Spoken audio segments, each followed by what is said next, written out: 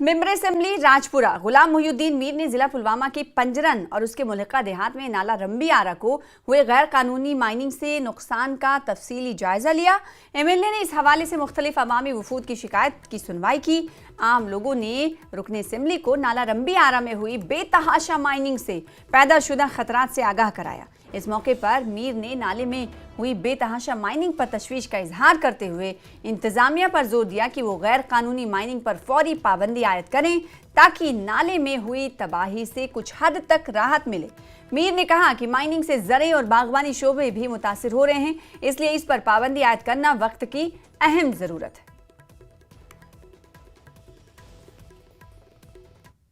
पंजरन का एरिया और सिडको एरिया यहाँ जो आता है इंडस्ट्रियल एरिया हमारा, उसका मैंने यहाँ चक्कर लगाया, आज दौरा किया और उसके से पहले मैं जुडोरा भी गया था, वो जुडोरा वाटर सप्लाई स्कीम का मुआयना करने के लिए।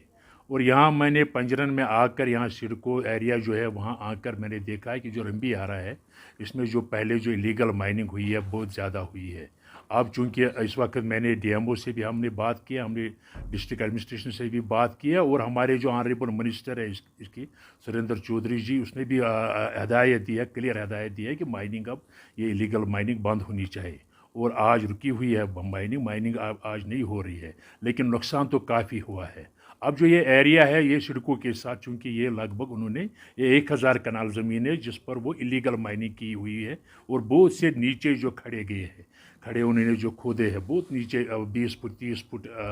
नीचे वो उन्होंने खोदा है। अब मैं ये कोशिश कर रहा हूँ कि मैं अभी यहाँ जो सिडको के मैनेजर है उससे भी बात करूँगा और हमारे जो कंसर्न मिनिस्टर इंडस्ट्रीज़ और कॉमर्स के हमारे सुरेंद्र चौधरी जी, उससे भी मैं जम्मू जाकर बात करूँगा ताकि ये जो ज़मीन है 1000 कनाल, मैं चाहता हूँ कि ये भी सिडको को हम दे देंगे ताकि सिडको बाकी जो इंडस्ट्रियल एरिया ये फैल जाए, ये एरिया भी उन्हीं को हम दे देंगे सिडको को।